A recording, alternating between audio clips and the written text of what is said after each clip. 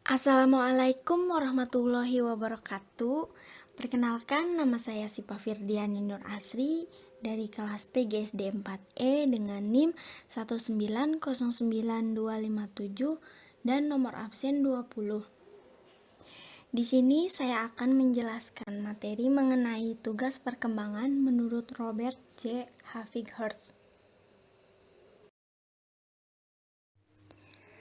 Dengan ini saya menyatakan bahwa saya benar-benar telah membaca materi perkuliahan hari ini yang terdapat pada slide PPT di Google Classroom dan memperdalamnya dengan pengayaan sumber bacaan lainnya. Untuk itu, saya memperdalam tugas perkembangan menurut Robert J. Havig-Hertz.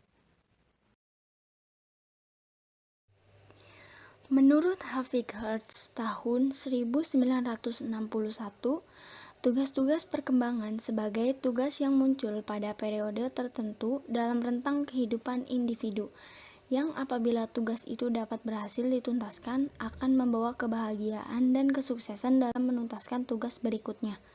Sementara apabila gagal, maka akan menyebabkan ketidakbahagiaan pada diri individu yang bersangkutan, menimbulkan penolakan masyarakat dan kesulitan-kesulitan dalam menuntaskan tugas-tugas berikutnya. Tugas perkembangan pada usia kanak-kanak dimulai dari usia 2 sampai dengan 13 tahun. Usia kanak-kanak dibagi menjadi dua periode, yaitu usia prasekolah dan usia sekolah. Usia prasekolah disebut dengan kanak-kanak awal atau early childhood, dan usia sekolah disebut dengan kanak-kanak akhir atau late childhood.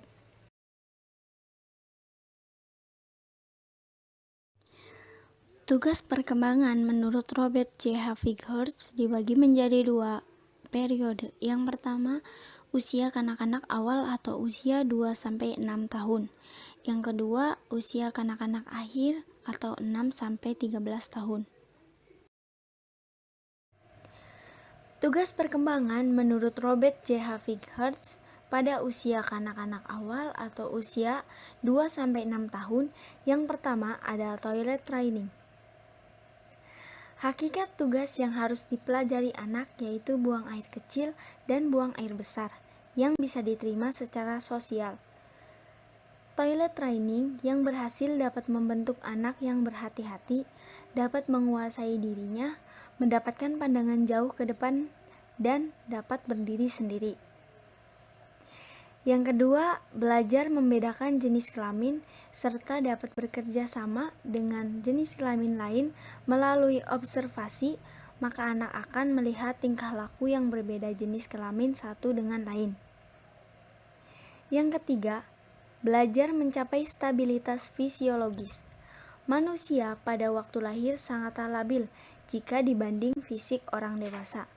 Anak-anak akan cepat sekali merasakan perubahan dari panas ke dingin. Oleh karena itu, anak harus belajar menjaga keseimbangan terhadap perubahan. Yang keempat, pembentukan konsep-konsep yang sederhana tentang realitas fisik dan sosial. Yang kelima, belajar kontak perasaan dengan orang tua, keluarga, dan orang lain, menghubungkan diri sendiri secara emosional. Dan yang terakhir, belajar membedakan mana yang baik dan buruk serta mengembangkan kata hati. Selanjutnya, ada tugas perkembangan usia kanak-kanak akhir atau 6-13 tahun menurut Robert J. Havig-Hertz. Yang pertama, mempelajari keterampilan fisik yang diperlukan untuk permainan-permainan yang umum. Yang kedua, membangun sikap yang sehat mengenai diri sendiri sebagai makhluk yang sedang tumbuh. Yang ketiga, belajar menyesuaikan diri dengan teman seusianya. Yang keempat, mulai mengembangkan peran sosial pria atau wanita yang tepat. Yang kelima, mengembangkan keterampilan-keterampilan yang diperlukan untuk kehidupan sehari-hari. Yang keenam, mengembangkan pengertian-pengertian yang diperlukan untuk kehidupan sehari-hari. Yang ketujuh, mengembangkan hati nurani, pengertian moral, tata, dan tingkatan nilai. Yang kedelapan, mengembangkan sikap terhadap kelompok-kelompok sosial dan lembaga-lembaga. Dan yang terakhir, mencapai kebebasan pribadi. Sumber referensi tercantum. Sekian penjelasan dari saya mengenai tugas perkembangan menurut Robert J. Havikhurst. Kurang lebihnya mohon maaf. Wabillahi taufiq wal hidayah. Wassalamualaikum warahmatullahi wabarakatuh.